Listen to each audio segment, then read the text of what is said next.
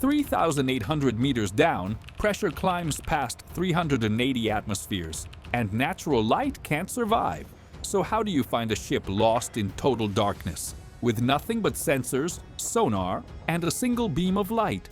In 1985, the search for Titanic moved forward by following a trail of debris, step by step, until it led to the main hull.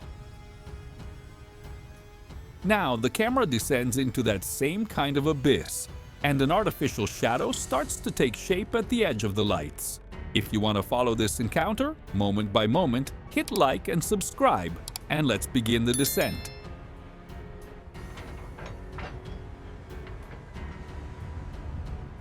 From the ship's deck, the ROV drops on its umbilical, carrying power, live video, and commands in real time.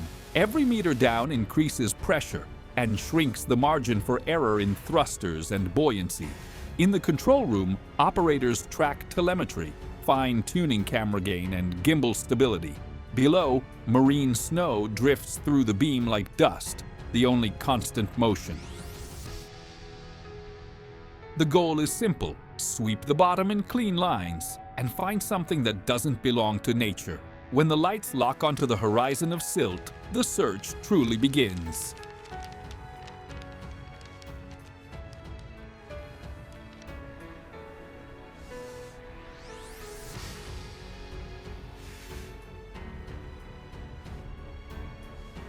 At this depth, the cable isn't just a line, it's the ROV's lifeline, feeding power down and bringing images back. On the screens, sonar draws bands across the seafloor, flagging small rises where objects can hide.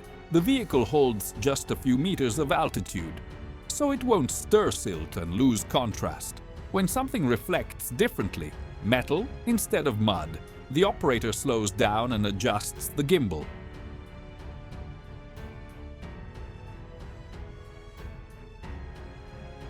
The debris field often appears before the hull, like a path of scattered pieces. If the pattern thickens, the main structure may be just ahead.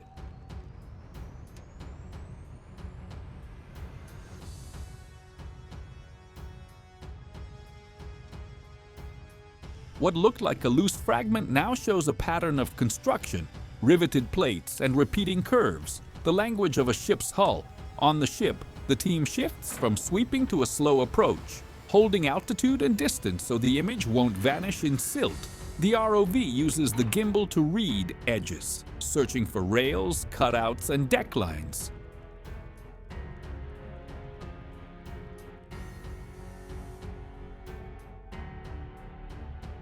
When right angles appear in the middle of the plane, that's structure, not rock. From here, it stops being a hunt for signals and becomes a hunt for scale.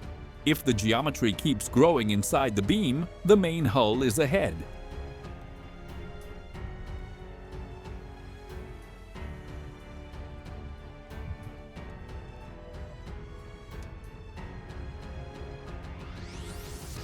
Now the shape is unmistakable.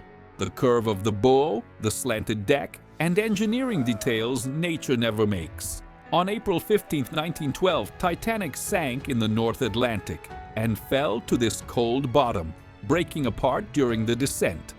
Decades later, teams learned to locate the wreck by combining sonar sweeps with camera passes, following the debris trail back to the hull.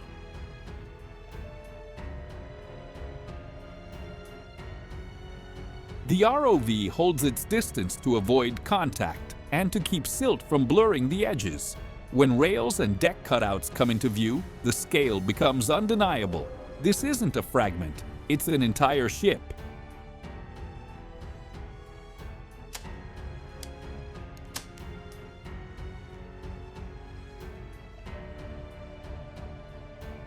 With the hull framed, the mission shifts from "found it" to mapping it.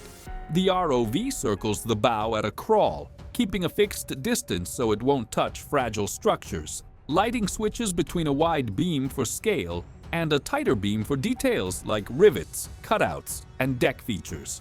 Small angle changes reveal the shape of the steel, separating real form from shadow.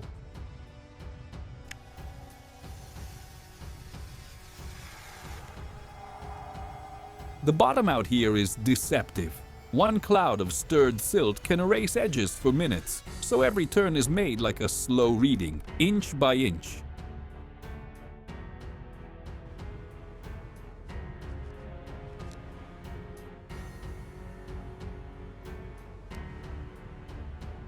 In the deep ocean, oblique light is the difference between detail and shadow. The operator opens the beam to read the overall curve, then narrows it to hunt for relief in the steel. On the bow, some areas are more readable: deck edges, circular cutouts, and relatively smooth plates. The ROV makes a slow frontal pass, like an inspection line, so it won't lose its reference.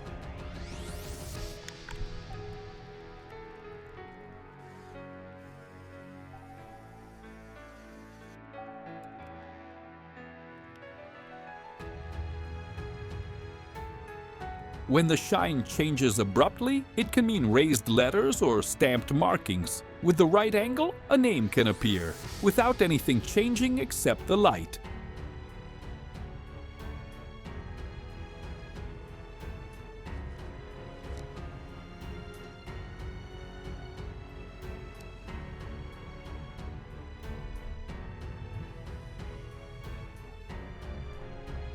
After the lateral pass, the ROV starts identifying fixed reference points on the bow. Rails, deck edges, and maneuvering hardware form repeating geometry, confirming the vehicle's position on the hull. The team uses these landmarks to stay oriented in the darkness and to avoid drifting too close to collapsed areas. With every light adjustment, the metal reveals new differences: smooth plate, seams, and corroded sections rising in relief.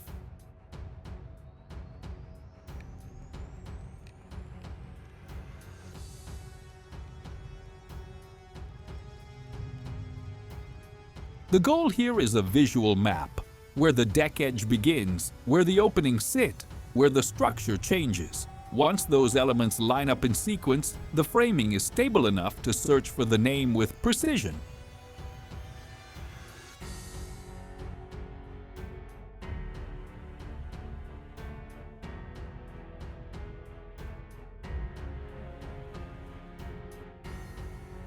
From a little higher up, the bow becomes a page you can read. Plates look more continuous, and the relief responds better to sidelight. The ROV keeps the same distance, but changes the beam angle to cast short shadows on any raised surface. On wrecks, raised lettering only shows when light grazes the metal just right, so the pass is repeated with tiny changes in height and slight shifts in gimbal tilt.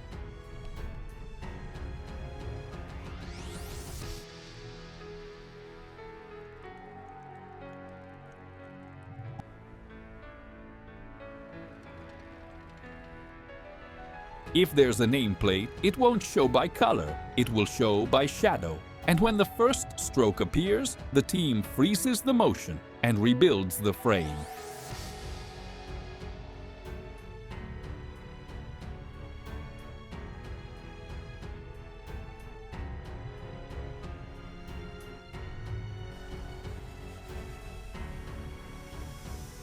With the light set more sideways, the relief comes alive and shadows sharpen. The operator makes a smooth, continuous pass, no sudden speed changes, so the camera won't lose the exact spot where a letter surfaced. The method is simple: lock the alignment between plate seams and the raised area, then repeat the sweep on the same axis every time.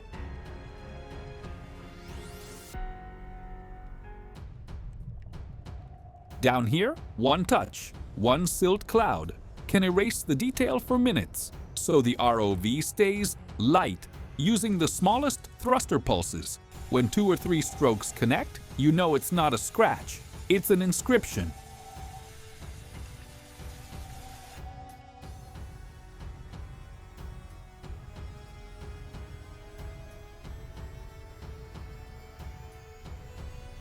Now that the lettering zone is pinned down, the team turns it into a navigation reference. Same distance, same angle, same sweep axis. The ROV alternates between a wide shot to keep from getting lost in the scale and a close view to hold the inscription in the right place on the hull. That routine is what lets them move forward without relearning position every minute in the dark.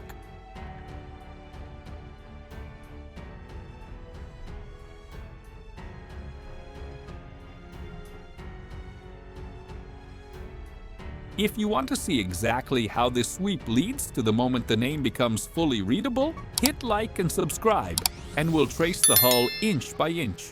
From here on, every light adjustment is a technical decision, not an aesthetic one.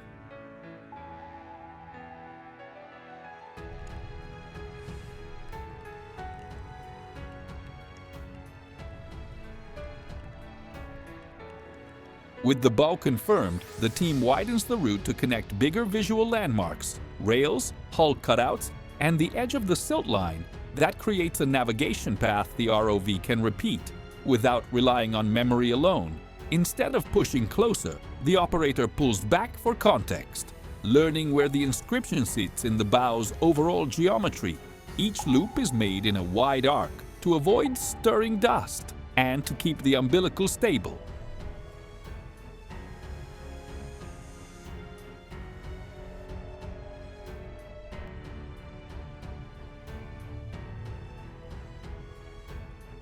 When the beam catches chains and circular openings, those details become signposts in the dark. Only after that visual map is built does it make sense to press the name framing again.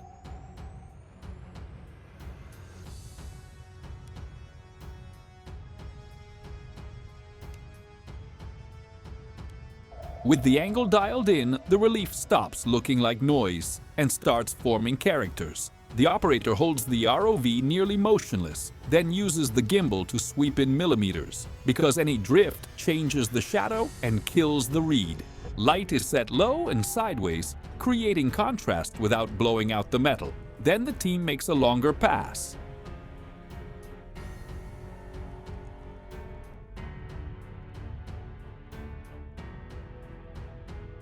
Linking the letter area to a nearby plate seam, so they can recreate the same frame as many times as needed.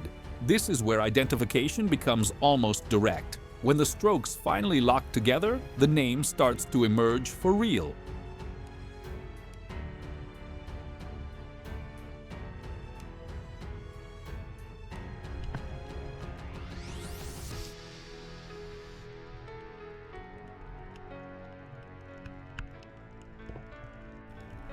The final pass depends on one detail. The light has to arrive from the side, almost parallel to the steel. The ROV stabilizes and repeats the sweep on the same axis, using a plate seam as its reference. When the beam crosses the nameplate, the shadows stop being noise and become continuous letters. That's how a hypothesis turns into visual confirmation without any extra instruments.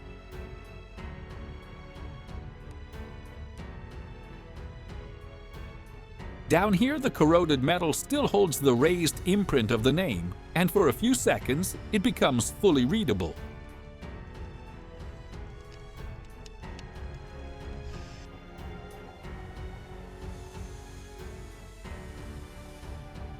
With the name confirmed, the priority becomes documentation: what's preserved, what has failed, and where the structure is most fragile. From a distance, the bow looks intact. But up close, the deck shows collapses, warped edges, and deposits hiding finer details. The ROV records seam lines, openings, and areas where silt covers part of the hull.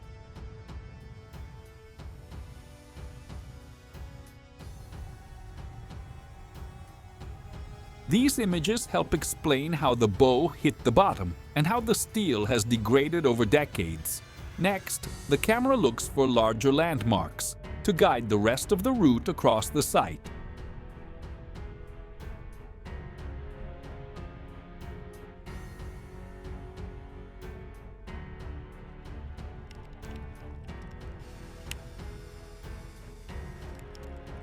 Leaving the nameplate behind, the ROV moves into the bow's immediate surroundings, where the seafloor shifts from clean to marked. What appears first isn't a massive piece. It's spaced fragments forming a direction. The team treats those objects like a trail, because wrecks that break apart often scatter items between the larger sections. the vehicle slows further and holds low altitude so it won't stir silt and lose contrast.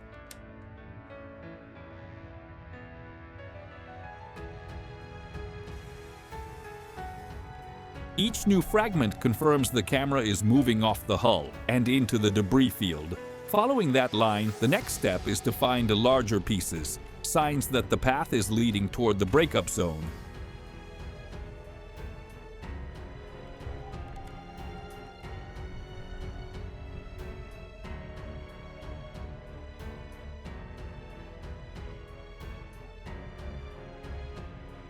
As the debris field thickens, it stops being dots on the silt and becomes a corridor. That usually means objects dispersed during the fall, while larger sections follow different paths down to the bottom. The ROV alternates between low altitude to spot half-buried pieces and mid-altitude to read the trail's overall direction. The team avoids crossing over fine silt because one cloud can shrink the beam's reach to just a few meters.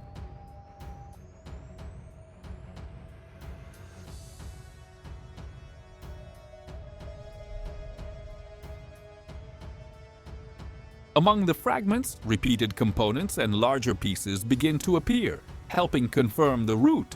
If density keeps increasing, the breakup zone is close.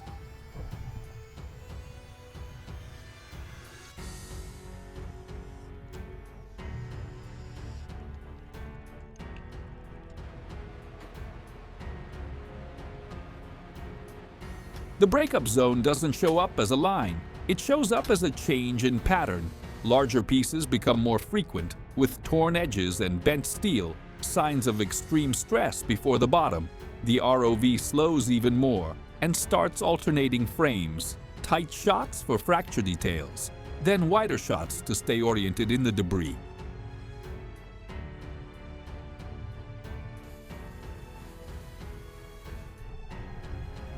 Here, the trail stops being just scattered objects and becomes evidence of how the ship separated. The team searches for repeating components and sections that still hold corridor and deck geometry. When those volumes appear, the transition to the larger hull sections is near.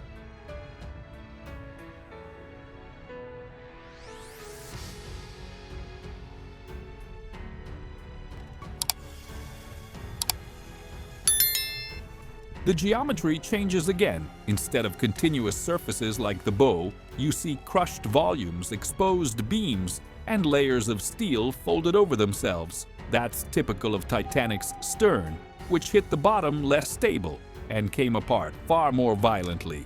To document it, the ROV keeps greater distance and favors wide shots because the structure is jagged, packed with fragile protrusions.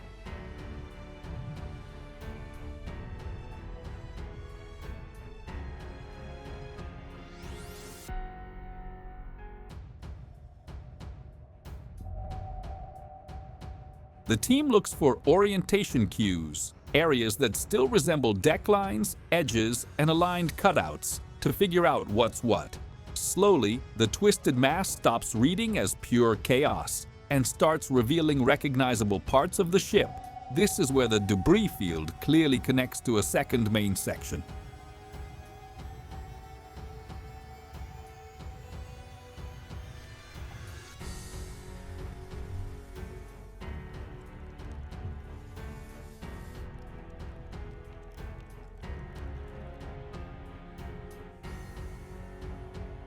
At the stern, almost everything looks collapsed, but patterns still exist, and they help you interpret the structure. The ROV searches for repeated lines, rows of stiffeners, aligned openings, edges that suggest decks, to separate mass from architecture. Instead of getting too close, it uses a wide beam first, then tightens for detail, always keeping a safe route clear of sharp overhangs.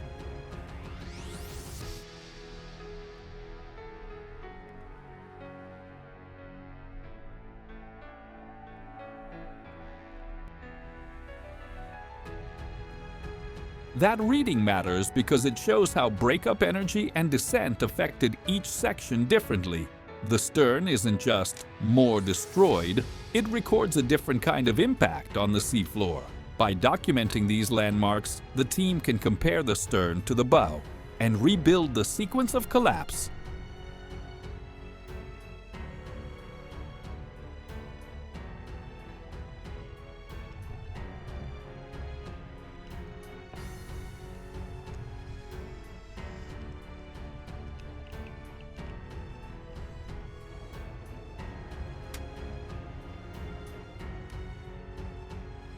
Around the stern, the debris field shifts again. Smaller objects appear mixed with structural fragments, many half buried.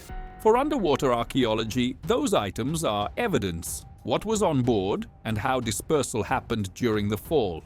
The ROV collects nothing. It documents with light and scale, keeping distance so fragile pieces aren't disturbed. The challenge is to record without treasure hunting.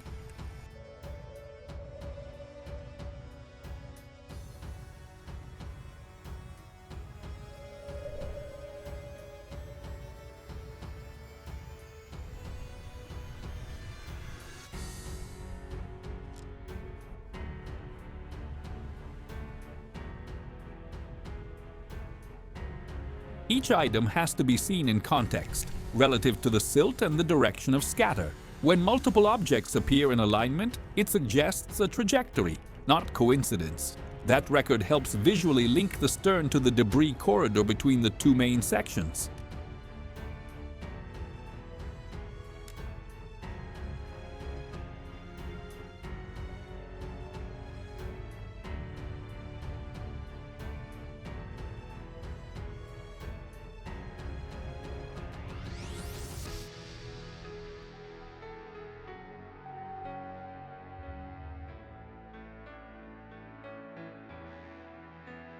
On the bottom, the wreck doesn't stay still. The steel keeps changing. Deposits and microbial colonies form irregular structures that slowly consume the metal, and elevated parts can collapse as they lose strength. Weak currents, vibrations, and even visitation with lights and thrusters demand caution, because silt can shift over fragile areas. That's why each survey also becomes a time marker. What still exists, what has fallen, what has weakened.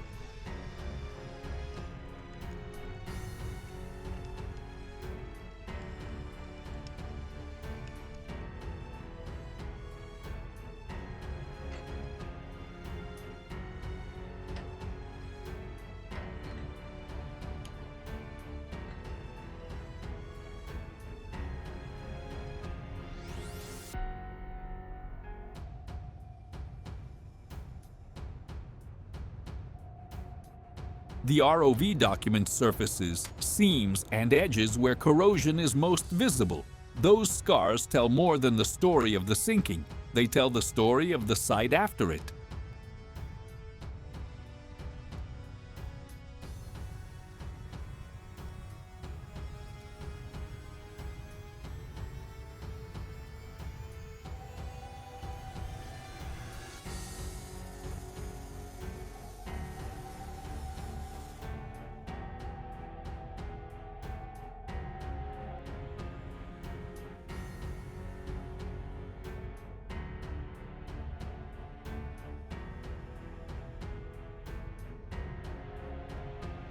Each expedition finds a slightly different Titanic, because the seafloor is an active environment for metal. Elevated sections tend to fail first, rails give way, and thinning surfaces break into ragged edges. To document that, the team looks for wide angles and structural landmarks, points that allow shape and volume to be compared over time.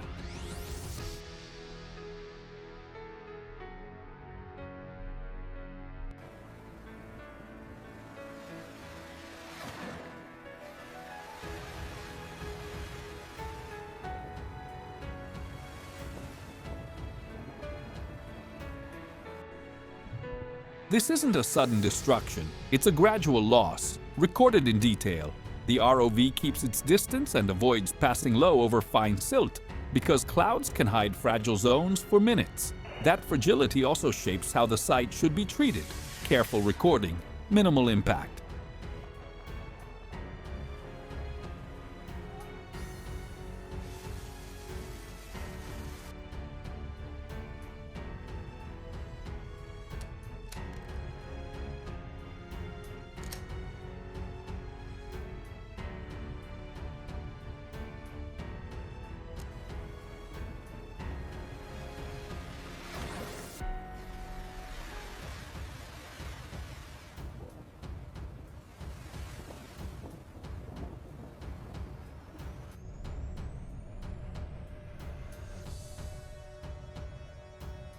Titanic isn't just a shipwreck, it's a memorial site and a field of archaeological evidence.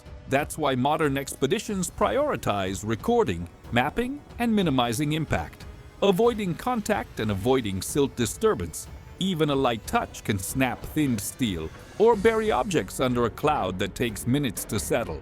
The team holds steady distance, uses light and angles for scale, and favors predictable paths over risky approaches.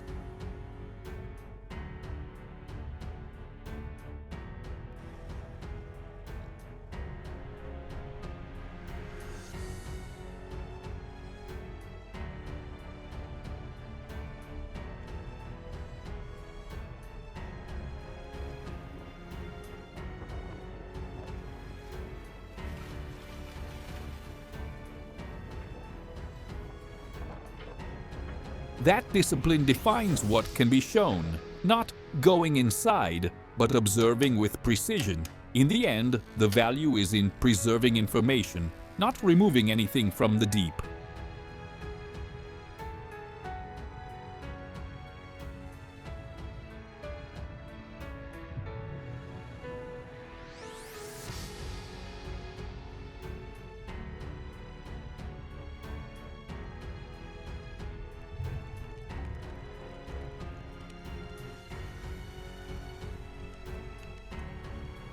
Beyond images, an expedition like this produces data, scale, orientation, and damage patterns across the hull and internal structure. Details like seams, rivets, and torn plates help researchers debate how the ship behaved during the collision, the breakup, and the descent. The debris field shows scatter and trajectory, linking smaller objects to the two main sections.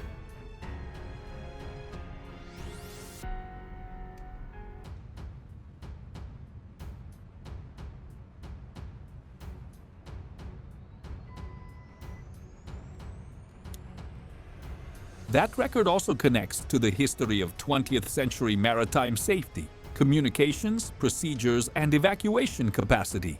Down here, Titanic becomes an accidental laboratory, engineering, failure, and preservation in the same place.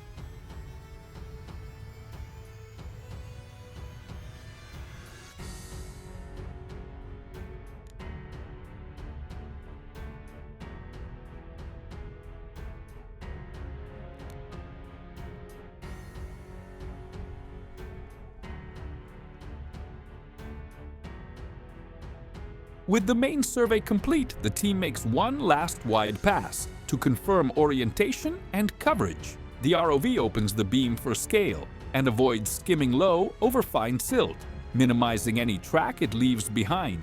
Then it turns toward open water and begins to pull away, letting the site drift out of the center frame.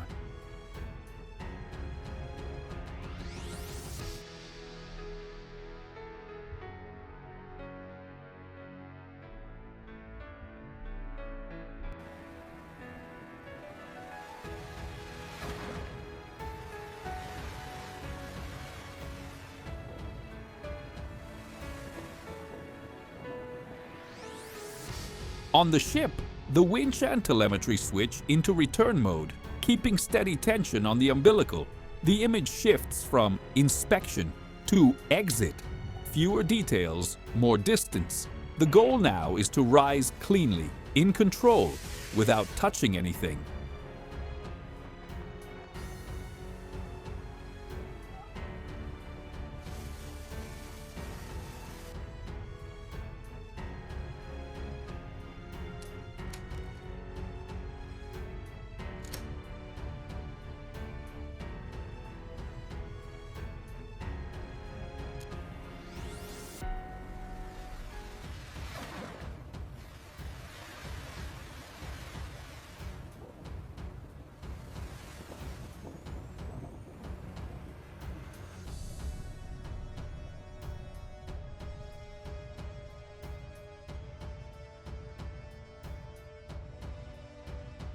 The climb back to the surface ends the operation, but it doesn't end the site. At 3,800 meters, Titanic remains where it fell, subject to corrosion, collapse, and the slow settling of silt. Every expedition adds a record, Another layer of information, and another limit on what can be seen safely. When the ROV is recovered, the team brings back data and images, not the place itself.